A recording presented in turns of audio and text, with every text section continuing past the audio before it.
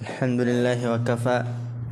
Wassalatu wassalamu ala nabiyyina al-mustafa wa ala alihi wa sahbihi ila yaumil wafa, amma ba'd. Rabbi syrah li sadri wa yassir li amri wahlul 'uqdatam min lisani yafqahu qawli. Allahumma 'allimna bima yanfa'una wanfa'na bima 'allamtana wa zidna 'ilman nafi'a. Allahumma arinal haqqa haqqan warzuqna ittiba'ah wa arinal batila batila warzuqna ijtinabah. Rabbana ighfir lana wa liwalidina warhamhum kama rabbawna shaghara. Insyaallah kita melanjutkan daurah kita dalam kitab Syarh Ulumatil I'tiqad. Di pertemuan sebelumnya kita telah membahas sifat yang ke-12 dari sifat-sifat Allah yang datang dari hadis Rasulullah sallallahu alaihi wasallam, yaitu sifat tertawa dan sifat takjub pun sudah kita bahas. Dan begitu juga sifat yang ke-10 adalah sifat turun, bahwasanya Allah Subhanahu wa taala turun ke langit dunia, dan itu berasal dari hadis Rasulullah sallallahu alaihi wasallam. Kemudian di sini kata penulis rahimahullah taala, perhatikan, fahadha wa ma ashbahahu mimma sahha sanaduhu wa uddilat ruwatuhu nu'minu bihi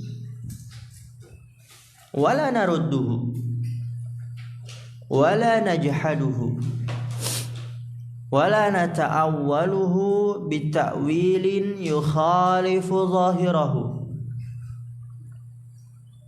wa la nushabbihuhu bisifatil makhluqina wala bisimatil muhdatsina wa na'lamu anna Allah subhanahu wa ta'ala la shabiha lahu wa la nadhira laysa kamithlihi syai'un wa huwa as-sami'ul basir wa kullu ma tukhayyalu fi adh-dhihni aw khatara bil bali fa inna Allah ta'ala bi khilafihi.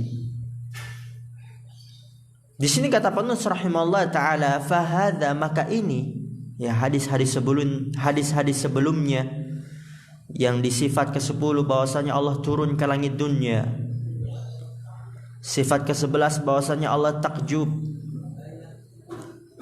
dan sifat yang ke-12 bahwasanya Allah tertawa, yadhakullahu ila rajulain, ya Allah tertawa kepada dua lelaki yang salah satunya membunuh yang lain tapi kedua-duanya masuk surga. Hadis-hadis seperti ini dan yang semisalnya, wa ma ashbahahu, dari sifat-sifat Allah, mimma sahha sanaduhu, dari hadis-hadis yang sahih sanadnya, wa uddilat ruwatuhu, dan dinyatakan adil perawi-perawinya. Uddilat apa? Dinyatakan adil, ruwatuhu, perawi-perawinya. Maka apa yang harus kita lakukan ketika kita menjumpai hadis berkaitan dengan sifat Allah? Karena sebagian orang dia tingkat penerimaannya, penyerahan dirinya berbeda dibandingkan dengan Al-Quran. Kata mereka Al-Quran jelas firman Allah, tapi hadis, waduh, kita agak ragu dah. Gak usahlah, kita hanya menetapkan yang apa ada di dalam Al-Quran saja. Para Quraniyun, mereka hanya menetapkan, berhukum dengan apa yang ada di dalam Al-Quran. Dan mereka meragukan hadis, padahal Allah Ta'ala sudah mengatakan, wa ma yantiqu 'anil hawa. Nabi Muhammad SAW sekali-kali tidak pernah berbicara dari hawa nafsunya, akan tapi itu adalah wahyu yang diwahyukan oleh Allah Subhanahu wa ta'ala. Wahyu yang diwahyukan oleh Allah Subhanahu wa ta'ala.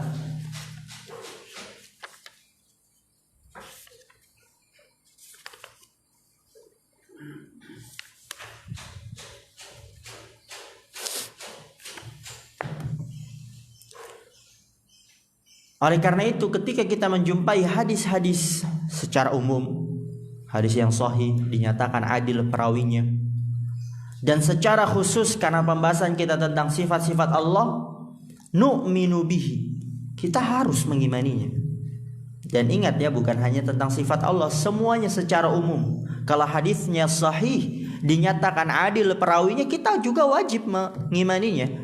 Tapi kita di sini titik fokuskan dengan permasalahan sifat Allah, karena itu memang pembahasan kita. Jadi nggak ada beda-bedanya. Oh, ini hadis tentang sifat, memang kita harus mengimaninya. Adapun hadis lain tentang sifat, ya imanilah gitu kan. Jangan seperti itu. Semuanya sama, baik tentang sifat maupun tentang yang lainnya. Selama itu hadisnya sahih, dinyatakan adil perawinya, nu'minu bihi, kita mengimaninya. Wala narudduhu, dan kita tidak boleh menolaknya.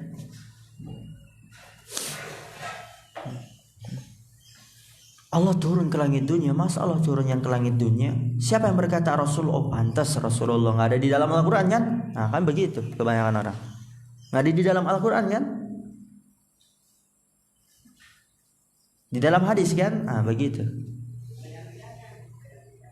Maka kita harus mengimani, nggak boleh menolaknya. Wala najhaduhu, nggak boleh mengingkarinya. Wala nata'awwaluhu bita'wilin, enggak boleh kita mentakwilnya dengan takwil yukhalifu zahirahu, menyelisih zahirnya. Sebagaimana yang sudah berlalu, Allah turun ke langit dunia pada sepertiga malam, ditakwil apa yang turun? Perintahnya, rahmatnya, malaikatnya. Kemudian Allah takjub kepada pemuda yang dia tidak memiliki kecenderungan kepada hawa nafsu, ditakwil. Apa takwilnya? Kata mereka itu bukan takjub tapi pembalasan. Allah tertawa kepada dua lelaki yang membunuh salah satunya yang lain, kemudian kedua-duanya masuk surga. Ditakwil, kata mereka itu bukan tertawa tapi memberikan ganjaran. Maka di sini kata penulis wala nata'awwalu, enggak boleh kita melakukan seperti itu. Mentakwilnya dengan takwil menyelisih zahirnya. Dan ingat juga ini, perhatikan penting, wala nusyabbihuhu bisifatil makhluqin. Enggak boleh kita menyerupakannya dengan sifat-sifat makhluk. Oh, turunnya Allah kayak mirip sama turunnya manusia. Takjubnya Allah, oke, takjubnya sama kayak manusia. Tertawanya Allah, oh berarti kayak tertawanya sama kayak manusia. Nggak boleh kita nggak boleh kita nusyabbihu, menyerupainya dengan sifat-sifat makhluk. Wala bisimatil muhdatsin, dan tidak boleh juga dengan simat, ciri-ciri al muhdatsin, makhluk yang baru, atau sesuatu yang baru, baik dengan makhluk, baik dengan hal-hal yang baru, nggak boleh. Dan wa na'lamu annallaha, dan kita mengetahui bahwasanya Allah la syabiha, tidak ada yang menyerupainya, wala nadhira, dan tidak ada yang menandinginya. Sebagaimana kita tidak tahu hakikat zat Allah, zatnya kita nggak tahu, maka begitu juga sifatnya, hakikatnya kita tidak tahu.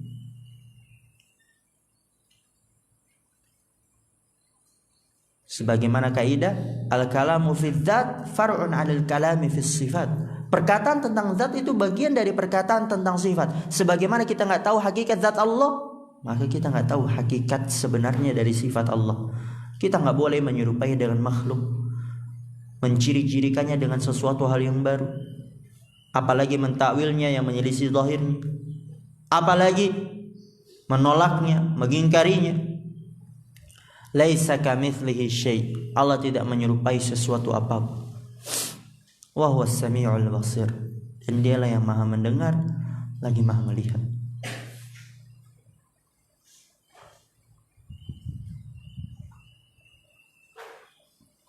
Kan kemudian kata penulis wa kullu ma tukhayyalu fi dzihni, setiap sesuatu yang dikhayalkan dalam pikiran. Zihn apa? Aw khatara bil bali, atau yang terlintas dalam benak. Bal itu juga pikiran. Tapi di sini antum terjemahkan beda ya, benak. Terlintas dalam benak. Fa inna Allah ta'ala bi khilafihi. Maka sesungguhnya Allah SWT berbeda dari apa yang dikhayalkan dalam pikirannya, terlintas dalam benaknya. Bi khilafihi, berbeda dengannya. Allah lebih indah daripada yang difikirkan. Allah lebih sempurna daripada yang dia terlintas dalam benaknya. Wa min dzalika qauluhu ta'ala, dan dari termasuk hal itu adalah firman Allah Ta'ala, Ar-Rahmanu 'alal 'arsy istawa. Allah Ar-Rahman yang Maha Pengasih berada di arsy, istawa, menetap tinggi dan menaik. Maka kita harus mengimaninya, sebagaimana tadi sudah kita bahas. Gak boleh menolaknya, gak boleh mengingkarinya, gak boleh mentakwilnya. Ini istawa maksudnya istaula, gak boleh. Dan nanti banyak sisi pembantahannya, banyak sisi kekeliruannya. Dan sering anak katakan, ketika orang mencoba keluar dari kebenaran, pasti banyak keanehan-keanehan, keajaiban-keajaiban, yang dimana dia sulit, gak bisa, pasti akan gak sempurna.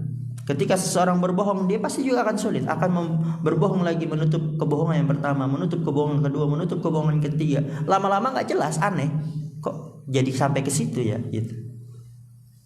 Dan nanti juga ini asyarh as-sifatu tsalitsata asyrata, sifat yang ke-13, yaitu al-istiwa'u 'alal 'arsy, beristiwa di atas arsy.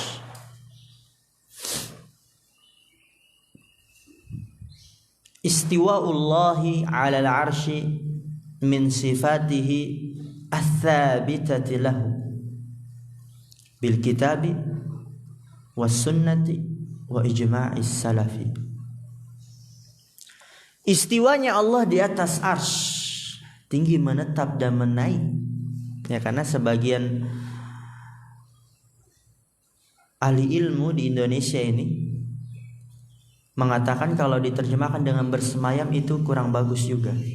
Karena bersemayam itu kita telah menetapkan tata cara tertentu. Sedangkan istiwa dalam bahasa Arab berbeda dengan arti bersemayam. Istiwa artinya menetap, tinggi dan menaik, dan itu yang lebih tepat diterjemahkan seperti itu. Tidak usah diterjemahkan dengan bersemayam.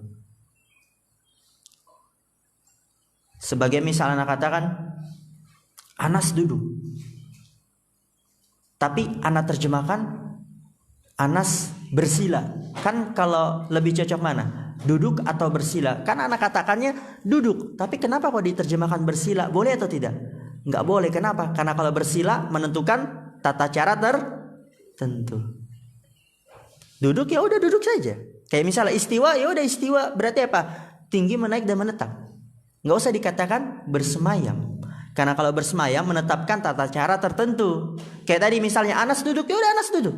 Nggak usah dikatakan bersila. Karena kalau dikatakan bersila berarti menetapkan tata cara tertentu. Atau Anas selonjoran, kan itu jenis duduk. Nggak boleh. Karena itu menetapkan tata cara tertentu. Maka lebih ahsan istiwa, tinggi, menetap dan menaik.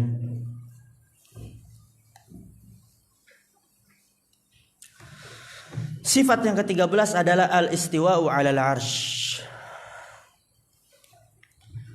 Istiwa'ullahi 'alal 'arsy, istiwanya Allah di atas arsy, termasuk dari sifat-sifatnya yang tetap untuknya. Dalilnya ada dalam Al-Quran, ada dalam sunnah, dan ada dalam kesepakatan para salaf. Apalagi yang kita ragukan? Kebanyakan orang menolak karena mereka sudah memisalkan sifat Allah dengan makhluk terlebih dahulu, menyamakan sifat Allah dengan makhluk terlebih dahulu. Mereka samakan dulu, kalau Allah beristiwa di atas arsy, berarti arsy-nya lebih besar daripada Allah dong. Berarti Allah butuh dong dengan arsy-nya. Allah butuh dong dengan tempat duduknya. Berarti apa? Dia sudah memisalkan Allah dengan makhluk. Kan makhluk sebagaimana raja itu singgasananya, istananya lebih besar daripada raja tersebut. Dan itu nggak boleh. Dari awal saja sudah salah, keliru. Dan sering ana ulang-ulang, laisa kamitslihi syai'. Allah nggak menyerupai suatu apapun. Oleh karena itu ketika seseorang dia sudah menyerupai Allah dengan makhluk, udah nggak bakalan beres. Sehingga bagaimana Allah beristiwa di atas arsy? Berarti ini lebih besar, berarti itu lebih besar. Allah berarti butuh ini, nggak bakalan beres udah. Kalau Allah Ta'ala berfirman, Ar-Rahmanu 'alal 'arsy istawa. Allah berada di arsy istawa. Wa dzakara istiwa'ahu 'ala 'arsyihi fi sab'ati mawadhi'a minal Qur'ani. Dan Allah Subhanahu wa taala menyebutkan istiwanya di atas arsy dalam 7 tempat dari Al-Qur'an. Dalam 7 tempat dari Al-Quran.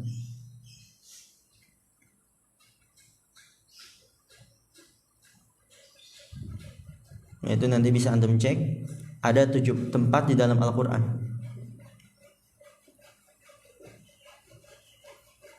Banyak ya. Dalilnya banyak dalam Al-Quran. Dan dalam hadis pun banyak. Bahkan ketika kita berdoa itu kita tangannya mengadah kemana? Ke atas. Dan itu banyak sekali, beribu-ribu dalil yang menunjukkan Allah berada di atas. Rasulullah SAW Isra Mi'raj ke mana? Ke atas. Ya kalau Allah di mana-mana, ngapain jauh-jauh ke atas? Dan manusia memang difitrahkan bahwasanya Allah di atas. Dan anehnya yang bikin ketawa kita itu orang-orang yang mengatakan Allah di mana-mana, tapi ketika dia Allah Subhanahu wa taala, dia nunjukkan kemana? Ke atas. Memang udah terfitrahkan manusia itu Allah di atas. Walaupun dia meyakini Allah tuh di mana-mana, Allah itu berada bersama kita, Allah di sini, Allah di sini, Allah di sini. Yang mengatakan Allah berada di atas arsy itu bukan maksudnya bukan istawa, tapi istaulah mengalahkan. Tapi ketika dia menjelaskan, memberikan nasihat, Allah Subhanahu wa taala, tangannya seperti ini. Dan ketika kita sujud, apa yang kita baca? Subhana rabbiyal a'la atau subhana rabbiyal asfal? Subhana, maha suci Allah, Rabbku yang maha tinggi, bukan Rabbku yang di bawah. Atau Rabbku yang berada di mana-mana. Banyak sekali dalilnya. Jadi bukan ini, hanya ini dalilnya, bukan hanya ini, banyak sekali dalilnya.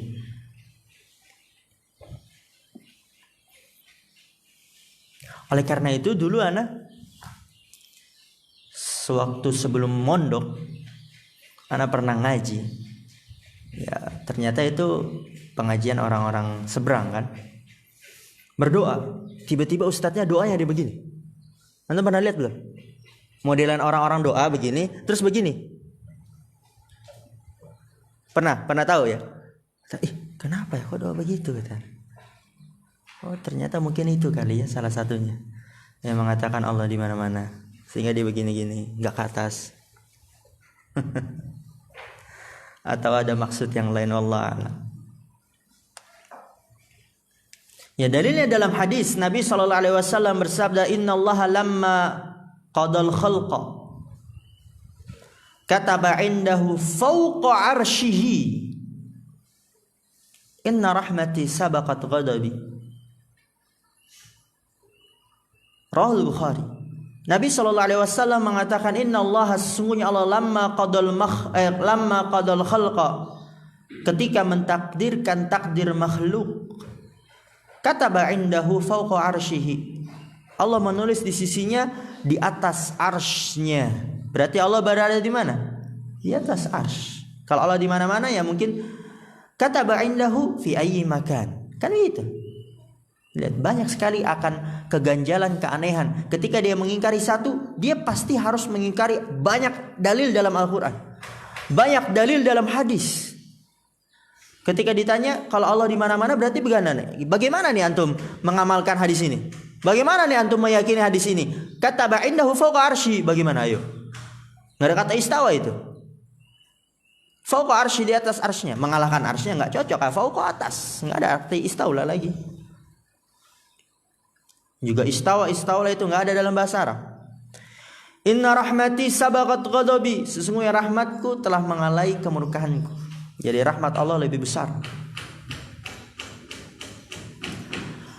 Wa qala Nabi sallallahu alaihi wasallam fi ma rawahu Abu Dawud fi sunanihi. Dan Nabi sallallahu alaihi wasallam bersabda pada apa yang diriwayatkan oleh Abu Dawud dalam sunnahnya. Sunannya, Sunan Abi Dawud. Inna bu'da ma baina sama'in ila sama'in imma wahidatun aw ithnatani aw thalathun wa sab'una sanatan ila an qala fil arsy baina asfalihi wa a'lahu mithlu ma baina sama'in ila sama'in thumma Allah ta'ala fawqa dhalik.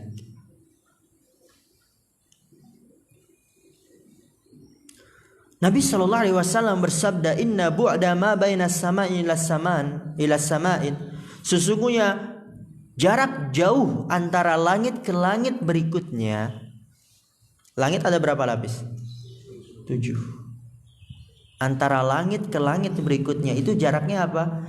Imma wahidatun aw ithnatani aw thalathun wasab'un. Ya, ini 70 berarti apa? Entah 71, wahidatun itu maksudnya apa? 71 karena ada nanti setelah sab'un 70 berarti apa? Entah 71 tahun awisnatani atau 72 tahun aw salasun wa sab'un atau 73 tahun. 70-an tahun jarak antara langit ke langit berikutnya. Langit satu ke langit kedua 70-an tahun. Langit kedua ke langit ketiga 70-an tahun. 3, 4, 5, 6, 7 70-an tahun. Ilan qala fil arsh. Sampai Rasulullah SAW berkata tentang arsh, baina asfalihi wa alahu, antara bawah arsh dan atasnya arsh, mithlu ma baina sama'in ila sama'in, seperti antara langit ke langit. Berarti apa? 70-an tahun. Berarti arsh Allah besar. Dari bawahnya sampai atasnya itu jaraknya 70-an tahun. Dan lihat, ini saksi pembahasan kita, tsummallahu ta'ala fawqa dzalik. Kemudian Allah di atas itu, yaitu di atas arsy. Allah maha tinggi. Maka sungguh hina, sungguh kerdil orang yang mengatakan Allah di mana-mana. Jauh sekali, Allah di atas arsy. Dan bahkan kalau kita tadi baca apa? Langit ada 7 lapis. Di antara langit ke langit berikutnya 70-an tahun. 70-an tahun, 70-an tahun, 70-an tahun. Nah, coba berapa? 7 kali 7 49, berarti 490 tahun. 490-an lebih tahun. Jangan sampai langit 7. Sama gitu. Anda belajar matematika gak?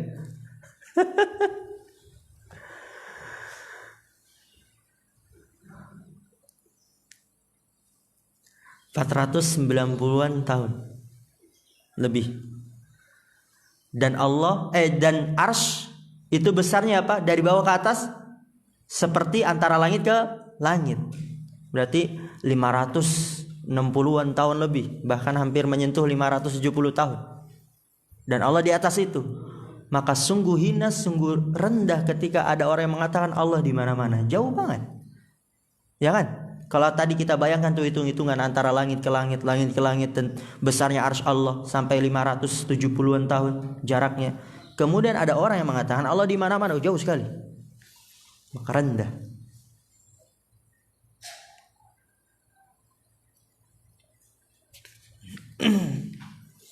Wa akhrajahu aidan At-Tirmidzi wa Ibnu Majah. Dan dikeluarkan juga oleh Imam Tirmidzi dan Ibnu Majah. Wa fihi illatun ajaba anha Ibnu Qayyim rahimahullah fi tahdhib Sunan Abi Dawud. Dan terdapat illah dijawab tentangnya oleh Ibnu Qayyim dalam kitab Tahdzib Sunan Abi Dawud.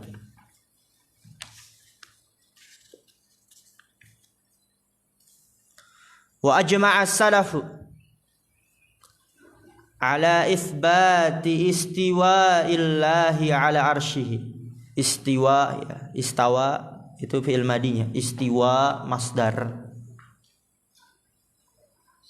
Ala itsbati istiwa'illahi ala arsyihi fayajibu itsbatuhu min ghairi tahrifin wala ta'tilin wala takyifin wala tamthilin wa huwa istiwa'un haqiqiyyun. Ma'nahu, ini dia maknanya, al-ulu wal istiqraru ala wajhin yariqu billahi ta'ala. Wa ajma'a salafu, dan para salaf bersepakat. Lihat, para salaf sudah bersepakat, Nabi sudah bersepakat, para sahabat sudah bersepakat, tabi'in sudah bersepakat, tabi'ut tabi'in sudah bersepakat. Kemudian ada orang-orang datang baru-baru ini mau menyelisih mereka. Siapa dia? Salaf sudah bersepakat, udah nggak usah lagi banyak cengcong. Ya kan? Ya mungkin kadang misalnya antum dalam kehidupan antum saja, misalnya ada yang bilang pada semua sudah bersepakat, ayo kita libur gitu kan, misal nanti tanggal 21 libur, kemudian tiba-tiba Habli bilang nggak usah libur, saat belajar aja, kita harus semangat. Antum kesel gak sama tuh orang? Woi, kesel sekali. Ini gimana? Nabi sudah bersepakat, para sahabat sudah bersepakat, ada orang datang belakangan nggak jelas asal usulnya, tiba-tiba menyelisihi, ya gitu, menyelisih Nabi, menyelisih para sahabat. Wa ajma'as salaf, para salaf bersepakat atas tetapnya istiwa illahi ala arsyihi, istiwanya Allah di atas arsy-Nya. Fayajibu itsbatuhu, maka wajib menetapkannya tanpa mengubahnya, tanpa mentakwilnya, tanpa membagaimanakannya, tanpa memisalkannya. Wa huwa istiwa'un haqiqiyyun, dan dia adalah istiwa yang sebenarnya. Maknanya apa? Ulu, meninggi, ya menaik juga, sama istiqrar, menetap. Ala wajhin yaliqu billah, dengan sisi yang pantas untuk Allah sesuai dengan keagungannya, kesempurnaannya. Tapi lihat di sini. Waqad fassarahu ahlut ta'tili, dan ditafsirkan oleh ahlut ta'til bil istila. Istiwa kata mereka istila. Ya kalau fi'il madinya istaula. Istawa kata mereka apa? Bukan istawa, itu istaula. Kalau masdarnya istaula apa? Istila. Apa artinya? Menguasai. Kata mereka itu Allah tidak beristiwa, tidak tinggi dan menaik di atas arsy. Tapi maksudnya apa? Menguasai arsy. Lihat. Antum ganjal gak? Tsumma stawa ilal arsy aw tsumma stawa ilas sama. Kemudian Allah, kan artinya sebenarnya apa? Tinggi dan menaik ke langit. Kalau kata mereka itu bukan tinggi dan menaik, tapi menguasai. Berarti itu menjadi begini. Kemudian Allah menguasai langit. Berarti sebelumnya tidak dikuasai Allah dong, begitu. Berarti sebelumnya bukan milik Allah dong. Berarti sebelumnya bukan ciptaan Allah dong. Kan begitu konsekuensinya, buruk. Nanti dijelaskan oleh Syekh. Wa naruddu alaihim bima sabaqa fil qa'idati rabi'ati, dan kita bantah mereka dengan apa yang telah lalu pada kaidah keempat. Gio, apa bantahan pertama? Pada kaidah keempat apa bantahan pertama?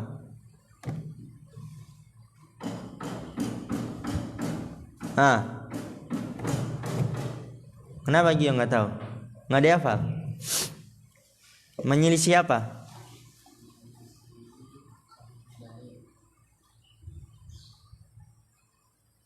Menyelisih apa? Sahih. Sahih apa zahir? Zahir. Menyelisih zahirnya dalil. Kedua, menyelisih jalannya para salafus saleh. Ketiga, yang sahih ahsan, masya Allah, hafal antum ya, barakallahu fikum.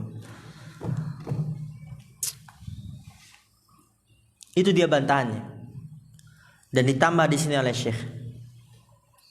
Wa nazidu wajhan rabi'an, kita bantah sisi yang kita tambah sisi yang keempat. Ya, ditambah bantahannya yang keempat. Annahu la yu'rafu fil lughatil arabiyyati bihadzal ma'na. Ini bantahan yang keempat. Bahwasanya tidak diketahui dalam bahasa Arab dengan makna ini, tinggi, menetap, tiba-tiba menguasai, nggak ada kaitannya. Nggak jelas gitu kan. Misalnya Anda bilang Habli datang ke pondok, kemudian tiba-tiba Azam mengatakan, Ustaz bukan datang itu, maksudnya makan. Habli makan ke pondok. Datang sama makan apa sangkut pautnya? Kok jauh sekali gitu. Begitu juga Allah tinggi, menetap, menaik. Kemudian ada orang mengatakan itu bukan tinggi, menetap, menaik, tapi menguasai. Apa? Nggak ada sangkut pautnya, karena nggak ada dalam bahasa. Wa wajhan khamisan, sisi yang kelima. Ini tadi yang Anda sampaikan di awal. Annahu yalzamu alaihi lawazimu batilatun, bahwasannya mengharuskan atasnya keharusan-keharusan yang batil. Berarti apa? Annal arsya lam yakun mulkan lillah. Bahwasanya arsy lam yakun sebelumnya belum milik Allah. Kan tsumma istawa ila sama, istawa 'alal arsy. Kalau artinya menguasai, berarti sebelum Allah mengatakan itu, sebelum Allah istawa 'alal arsy, berarti bukan milik Allah. Milik siapa? Berarti bukan ciptaan Allah. Ciptaan siapa? Kan begitu konsekuensinya. Lihat, ketika orang keluar dari kebenaran, pasti banyak keajaiban-keajaiban. Anal arsya lam yakun mulkan lillah, bahwasanya arsy sebelumnya belum milik Allah. Sebelumnya belum dikuasai Allah, kan begitu. Kalau mana istawa menguasai, kemudian Allah menguasai arsy. Berarti sebelumnya belum dikuasai Allah. Udah kayak perang aja, kuasa-kuasaan. Banyak konsekuensi buruk. Tsumma staula alaihi ba'du, kemudian dia menguasainya setelahnya. Sebelumnya berarti belum dikuasai Allah, kemudian dikuasai baru.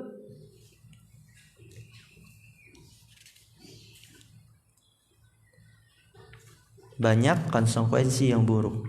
Lihat di sini.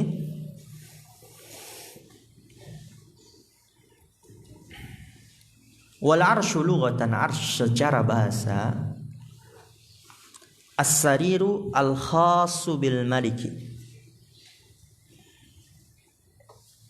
Ini secara bahasa arsy adalah as-sarir, singgasana. Antum tahu singgasana gak? Apa singgasana? Ahsan, tempat duduk ya. Antum mungkin kalau lihat itu di film atau mungkin antum punya buku cerita, raja itu duduk di singgasana. Itu maksudnya arsy secara bahasa, singgasana yang khusus dengan raja. Singgasana yang khusus dengan raja.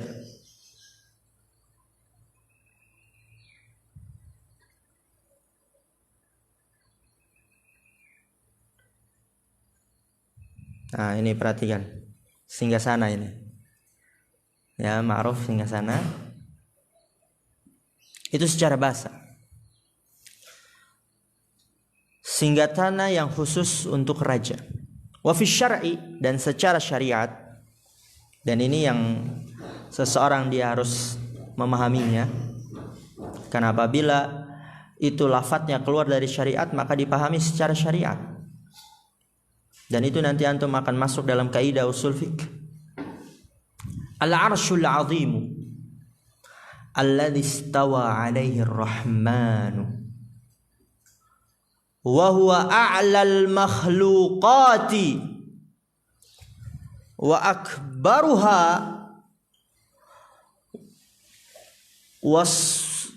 wasafahu Allahu bi annahu azimun wa bi annahu karimun wa bi annahu majidun. Itu secara syariat. Dan ini termasuk hal yang penting harus antum hafal ya, karena di Indonesia ini agak rawan pembahasan tentang ini. Kalau antum nggak menguasainya, Ditanya, Allah beristiwa di atas arsy. Kemudian ada orang yang mengatakan itu bukan istiwa, maksudnya istaula. Enggak, itu salah, dalilnya begini-gini. Antum baca kan? Kemudian ditanya, emang apa sih arsy? Ayo lo habis antum. Antum ngomong Allah di atas arsy, emang apa sih arsy? Waduh, antum ngomong arsy, nggak tahu arsy ternyata ya. Udahlah, keluar aja antum. Nah, kan begitu gimana? Malu jadinya. Secara syariat dia adalah al-arsyul azim, dia adalah arsy yang agung, yang besar ya. Alladzi istawa alaihi ar-rahmanu, yang Allah beristiwa di atasnya. Yang Allah tinggi dan menetap di atasnya. Tinggi dan menetap di atasnya. Al-arsyul azim alladzi istawa alaihi ar-rahmanu. Arsy yang besar ya. Di situ bukan besar lagi tapi agung, berarti sangat besar. Yang Allah beristiwa di atasnya, tinggi dan menetap di atasnya. Wa huwa a'lal makhluqat, dan dia adalah makhluk yang paling tinggi. Makhluk yang paling tinggi di antara makhluk-makhluk Allah. Wa akbaruha, dan yang paling besar. Makhluk yang paling besar, lebih besar daripada bumi, lebih besar daripada langit. Wasafahu Allahu bi annahu azimun, Allah mensifatinya bahwasannya dia adalah agung besar. Wa bi annahu karimun, dan bahwasanya dia itu mulia. Wa bi annahu majidun, dan dengan bahwasanya dia itu terpuji. Dan kemudian di sini kata Syekh Ibnu Utsaimin, perhatikan, wal kursiyyu ghairul arsy, li'anna al-arsya huwa mastawa alaihi Allah Ta'ala. Perhatikan ini, ana minta nanti antum jangan ada yang menghayalkan, nggak boleh kita memisalkan. Wal kursiyyu mawdi'u qadamaihi, liqauli Ibni Abbas radhiyallahu ta'ala anhuma, al-kursiyyu mawdi'ul qadamaini wal arsyu la yuqaddiru ahadun qadrahu.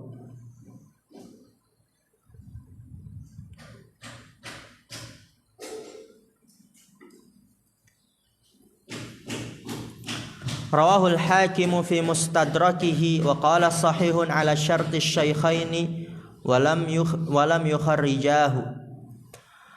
Kemudian kata Syekh Ibnu Utsaimin rahimahullah taala, antum tahu hafal kan ayat kursi? Wasi'a kursi yuhus samawati wal ard. Besar kursinya sebesar langit dan bumi. Kebanyakan orang itu mengatakan Allah berada di atas arsy, Allah berada di atas kursi. Dan ini yang keliru, dikasih tanbih oleh Syekh. Allah berada di atas arsy, kan sebagaimana raja di atas kursi, benar bukan? Singgasananya. Dan singgasananya raja itu di atas kursi, dia duduk di situ. Yang kursinya seluas langit dan bumi. Dan di sini dijelaskan oleh Syekh, wal kursiyyu ghairul arsy. Kursi berbeda dengan arsy.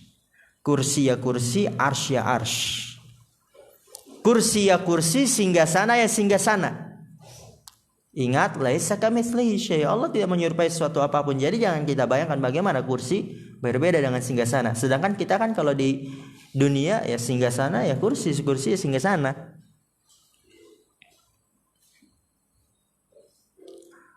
Lianna al-arsya huwa mastawa alaihi Allah, karena bahwasanya arsy dia adalah yang Allah beristiwa di atasnya. Arsy adalah yang Allah beristiwa di atasnya, tinggi dan menetap di atasnya. Sedangkan kursi untuk apa? Wal kursiyyu mawdi'u qadamaihi, kursi adalah tempat kedua kakinya Allah Subhanahu wa taala. Dan kalau orang dia nggak punya iman, aneh, waduh gimana ya? Itu karena mereka nggak pernah belajar, jadi memang baru tahu. Padahal memang seperti itu. Karena baru tahu, jadi kelihatan aneh. Padahal memang seperti itu. Kursi tempat kedua kakinya Allah. Ada dalilnya, nggak boleh tanpa dalil. Qauli Ibni Abbas radhiyallahu taala anhuma, al-kursiyyu mawdi'ul qadamaini. Kursi tempat kedua kakinya Allah. Wal arsyu la yuqaddiru ahadun qadrahu. Dan arsy la yuqaddiru ahadun, tidak ada seorang pun yang yuqaddiru memperkirakan, qadarahu, kadarnya, maksudnya kadar besarnya, saking besarnya nggak ada seorang pun yang mampu untuk memperkirakan besarnya. Diriwayatkan oleh Hakim dalam Mustadraknya dan ia mengatakan sahih ala syarti syaikhain wa lam yukharrijah. Masyaallah. Kita istirahat dulu sampai jarum panjang angka 12. Nanti kita lanjut biar antum agak fresh, karena ini materi yang harus benar-benar antum kuasai. Subhanakallah wa bihamdika asyhadu an la ilaha illa anta astaghfiruka wa atubu ilaik. Assalamualaikum warahmatullahi wabarakatuh.